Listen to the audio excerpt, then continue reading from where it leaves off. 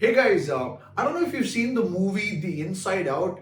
It's one of my favorite animated movies. So I want to show you a particular scene from this movie, and I want us to clearly observe how emotions play out in the minds of these family members. Okay, so I will be back exactly after 3 minutes 20 seconds. So here we go. So, as it turns out, the green trash can is not recycling. It's for greens, like compost and eggshells. And the blue one is recycling. And the black one Riley is is acting so weird. Why is she acting so weird? What do you expect? All the islands are down. Joy would know what to do. That's it. Until she gets back, we just do what Joy would do. Great idea. Anger, fear, disgust. How are we supposed to be happy? Hey, Riley, I've got good news. I found a junior hockey league right here in San Francisco, and get this, tryouts are tomorrow after school. What luck, right? Hockey. Uh-oh, what do we do? Guys, here, you pretend to be Joy. Won't it be great to be back out on the ice? Oh yeah, that sounds fantastic. What was that? That wasn't anything like Joy. Because I'm not Joy? Yeah, no kidding. Did you guys pick up on that? Sure did. Something's wrong. Should we ask her? Let's probe, but keep it subtle so she doesn't notice.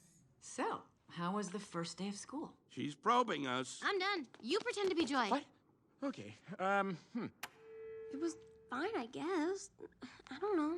Oh, very smooth. That was just like Joy. Something is definitely going on. She's never acted like this before. What should we do? We're gonna find out what's happening, but we'll need support. Signal the husband. Ahem. With a nice pass over to Reed, comes across that right. Uh-oh, she's looking at us. What did she say? What? Oh, sorry, sir. No one was listening. Is it garbage night? We left the toilet seat up. What? What is it, woman? What? He's making that stupid face again. I could strangle him right now. Signal him again. So, Riley, how was school? Gotta be kidding me. For this, we gave up that Brazilian helicopter pilot? Boo, I'll be Joy. School was great, all right? Riley, is everything okay? Sir, she just rolled her eyes at us. What is her deal? All right, make a show of force. I don't want to have to put the foot down. No, not the foot. Riley, I do not like this new attitude. Oh, I'll show you attitude. No. Stay happy. What is your problem? Just leave me alone. Sir, reporting high levels of sass. Take it to DEFCON 2. You heard that, gentlemen? DEFCON 2. Listen, young lady, I don't know where this disrespectful attitude came from. You want a piece of this, Pops? Come and get it. Yeah, well... Here it comes. Prepare the foot. Keys to safety position. Ready to launch on your command, sir. Just shut up! Fire! That's it. Go to your room. Now. The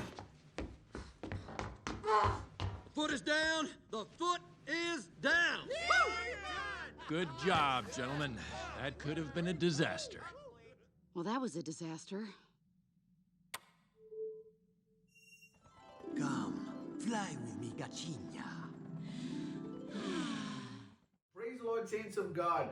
Guys, I hope you enjoyed that small scene that we showed you, because I don't know about you, I enjoyed it. I laughed my lungs out.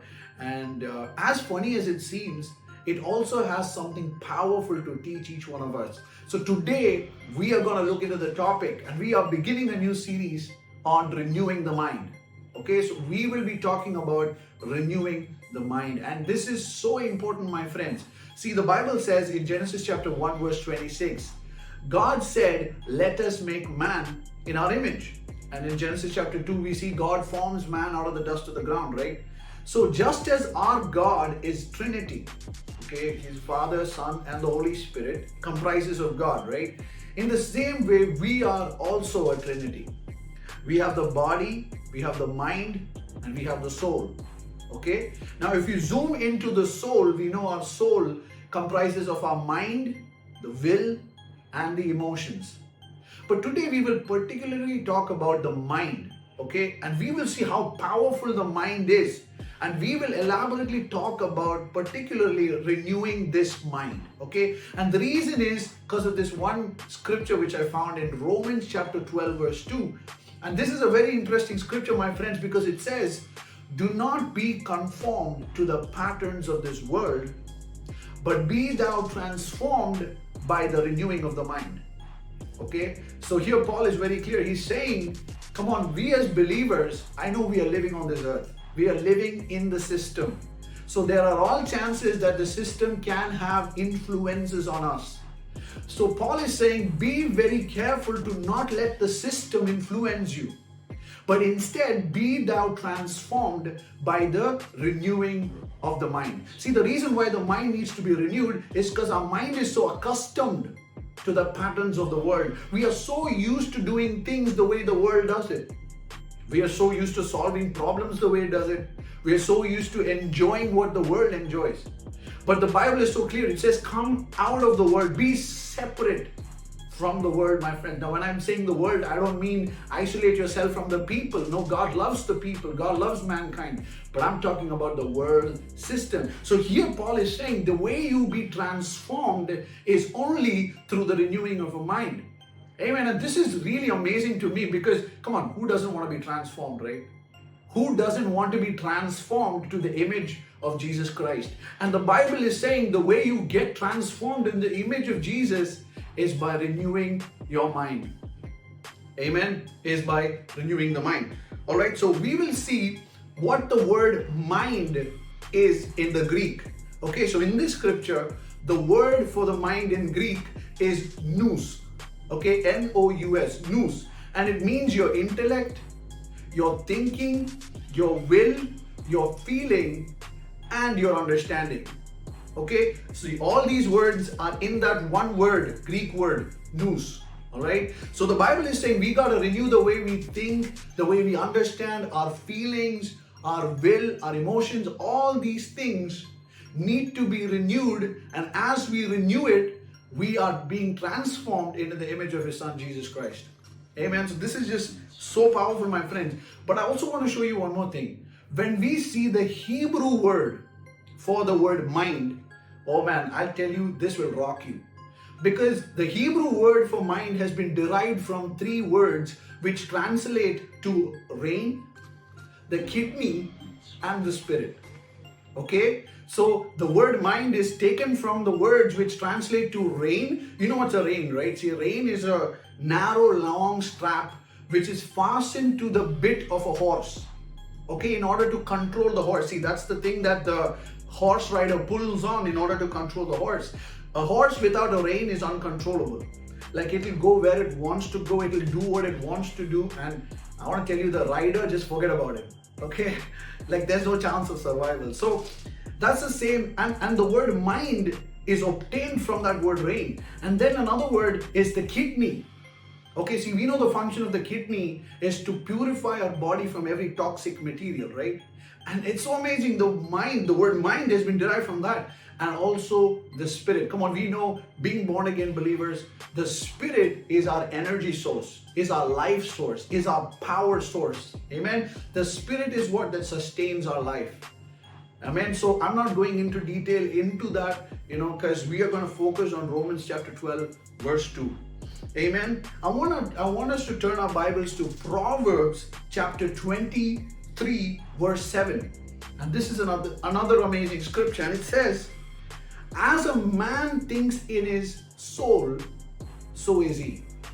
Amen. As a man thinks in his soul, so is he. My friends, this is just so amazing because the Bible is saying what you think will be shown through your life. Amen. Somebody once said, your life is always moving in the direction of your strongest thought. Amen. So what you think has an influence on the way you live. That's why it's so important for us to think right. Amen. See, when we contemplate bad about somebody, our lives end up becoming that. Amen. We end up taking revenge on somebody. See, that's the thing, that's the problem that happens in the church, because a lot of people come into the church to meet others. And in case if somebody didn't say hi to you, all of a sudden you get offended and you start contemplating things in your mind, saying, why did that guy say hi to me? Why did he not smile at me? Oh, how rude is he? Oh man, I think he might have some family problems. Anyway, I'm not going to interfere with that. You understand? We begin to contemplate things in our minds, interpreting things in the wrong way. And the Bible is so clear. As you think, you are. Come on, see, that's why it's so important for us parents to speak the right words over our kids. Because the more you say you are lazy, you are worthless, you are good for nothing, that's the thought in the mind of that child. And the child then begins to believe those words. The child actually starts to believe that he's good for nothing, he's lazy, and all of a sudden that begins to become his lifestyle. His life begins to head in that direction, and obviously the child will become unproductive and he will be useless. Why? Because the dominant thought in the mind of the child is that he's useless. At the same time, that is why it's so important for us to feed our minds with the Word of God. That's why it's so important to tell our kids, come on, you are more than a conqueror. Come on, you are the apple of His eye. Come on, Jesus loves you. You are the center of His love and He's attracted to you. He loves you. The more we fill our minds with the Word of God, our lives begin to live by the Word of God. See, this is what it means to renew our minds. Our life will always show what we think. If we think bad, our life will show bad. But if we think good, our life will show good. See, that's why the Word of God says, think on those things which are good, which are lovely, which are of good report. You know, that's what Bible says. Why? Because then your life begins to become a life of thanksgiving to the Lord. You won't live grumbling, complaining, bitter, angry at somebody. Why? Because people didn't treat you right. See, this happens a lot in our workplaces. We come with an expectation thinking, you know what, this is the way people should treat me. Because why? I'm honest. But when people fail our expectations, we begin to contemplate the wrong things in our mind. And when we do that, it spills out into our lives. Amen? So it's very important on what we cultivate in our minds right here. Now, come on, we all know that our mind or our brain receives input signals from our eyes, from our ears, from our nose, and also from touch, right? So when you touch, your brain receives the signal, okay, wait, you're touching an orange, or you're touching your sofa or something like that, you know? And so it's very important what we send in through our eyes. So let's talk about the eyes, you know, and it's so important, my friends, on what we watch, okay? Because what you watch will eventually end up in your mind, and your mind is the gateway to the heart. So whatever you feed the mind will then go into your heart. Amen. See, that's why the Bible says in Matthew chapter 6 verse 22, your eyes are the lamp of the body. So if your eyes is healthy, your body is filled with light. But if your eyes is unhealthy, your body is filled with darkness. See, come on, in the context of that verse, we see Jesus talking about money, the greed of money, the lust of money. And Jesus is saying, if your eyes and your mind is so fixed on making money, then you will end up exploiting people, you'll end up cheating people, you'll end up betraying people, you'll end up adopting all the wicked means to make money. Why? Because your mind is only set on, you know what, I gotta make money. You know, I gotta make possessions for myself. I don't care if somebody else perishes, but you know, it's all about me. So that's what Jesus is saying. If your eyes are fixed on money, then that's where your life will head towards. So it's very important, my friends, what we let in through our eyes. See, we see in 2 Samuel chapter 11, we see how David, sends his army to battle and he's relaxing at home. And so he gets up from his bed and he's walking on his terrace and he sees Bathsheba at a distance and she's going through her cleansing. Okay, she's having a bath in our new word, in our present day words. And so David begins to look at this and he begins to contemplate things in his mind. Because the Bible says very clearly that David thought in his heart that she was good to behold. Come on. So David was not just looking there, he was imagining things. He was contemplating things in his mind, and we know what he did. Because what he thought had the power to control his actions. And he went, took Bathsheba into his room. And he messed things up, because after that he killed her husband. And so this is how things happen, my friends. So it's very important what we watch. Come on, let's apply it to our present day. Come on, what are we watching? What do we spend more time looking at? Are we spending time looking at the Word of God so that the Word can go into the heart? Or are we spending more time looking at the things of the world? Are we spending more time on movies, TV series, games, or at the club or whatever it might be? It's very important. Some people are just so stuck in listening to other men of God. They go from one YouTube video to the next YouTube video. Some people keep their God TV channels on in their homes for 24/7, listening from one after the other, instead of spending time in the Word of God and also spending time with the presence of God Himself.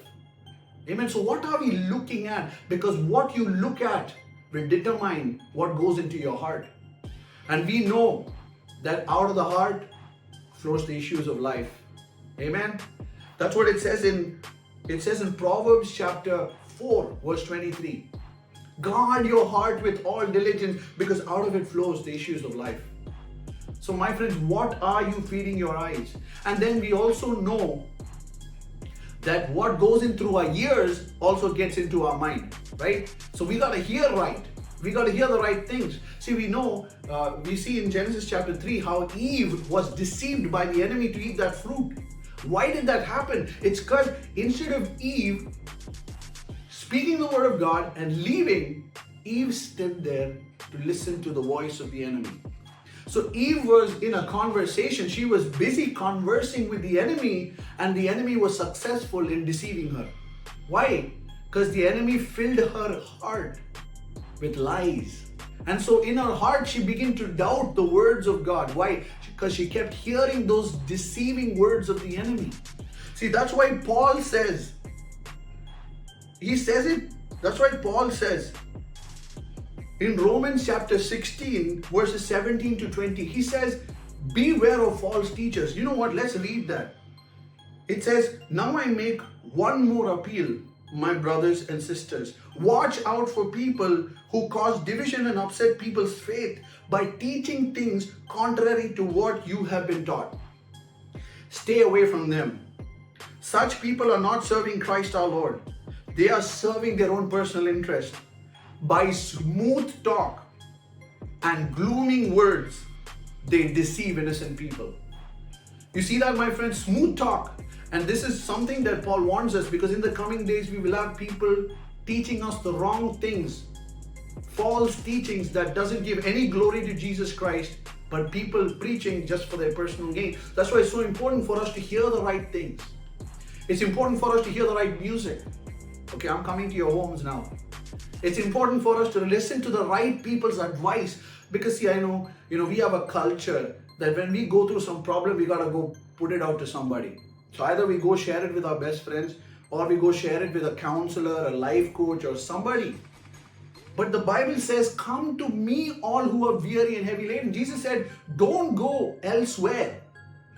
Why? Because they will feed your mind with the worldly stuff, the opinion of the world, and that will go into your heart.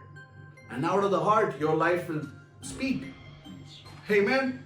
So that's why it's so important when we go through troubles, let's break that worldly culture of running to people, but let's run to Jesus. Amen. Because what is full of your heart, your mouth will also speak. Amen. That's what the Bible says. What is full of your heart, your mouth will speak. And that's in Luke chapter 6, verse 45.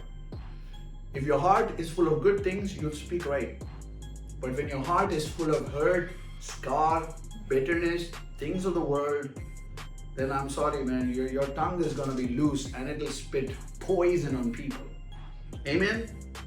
So my friends, I believe, the first step to renewing our mind is to recognize these things, especially what we watch, what we hear.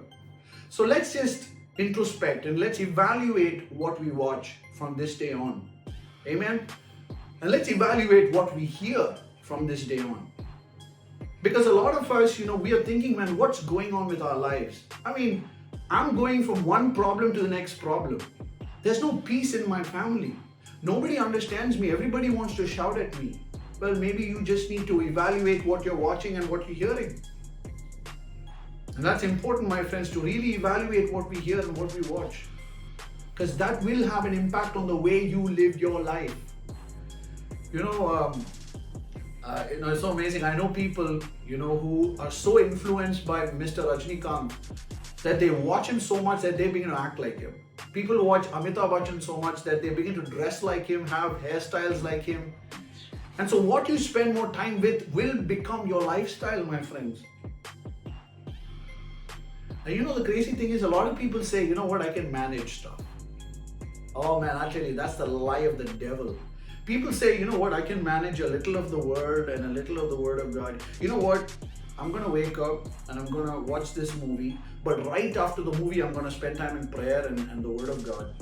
But after that, I've got my Netflix series to watch. Okay, Teen Wolf. No, Friends is better. Anyway, Friends is just family, right? There's no fiction in it. There's nothing demonic. Okay, fine. So I'm going to watch Friends. And then after Friends, I'll spend again maybe 1 hour just singing some Christian songs. And so I'm going to balance things out and everything will be just fine. But do you know something, my friends? The word and the word don't mix together. And especially in your heart. You can't feed your heart with the word and the word at the same time. Because the Bible says in James chapter 4 verse 4, friendship with the word makes yourself an enemy to God. Wow, that is awesome. The Bible is so clear, my friends. It hits these things like, the Bible says your friendship, if you want to be a friend of the word, you will make yourself an enemy to God. See, God doesn't become your enemy. He loves you. But you will make yourself an enemy to God and also to others. Because a lot of people will not agree with what you do. And then all of a sudden you'll start becoming defensive to defend what you're doing. And I know a lot of you might watch this and say, man, Joshua is so legalistic, man. He's saying, don't do this, don't do that, do this, do that. No, I'm not saying that, my friends. It's important for us to be wise and let the Spirit of God discern us. Amen. Let Him bring discernment in our lives. So I want to close and conclude this video. I really believe this video has blessed us, my friends. Blessed you. And so let's clearly just evaluate, what are we watching? What are we hearing?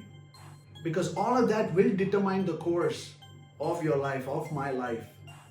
And so God bless you. Stay tuned. We have more coming. God bless.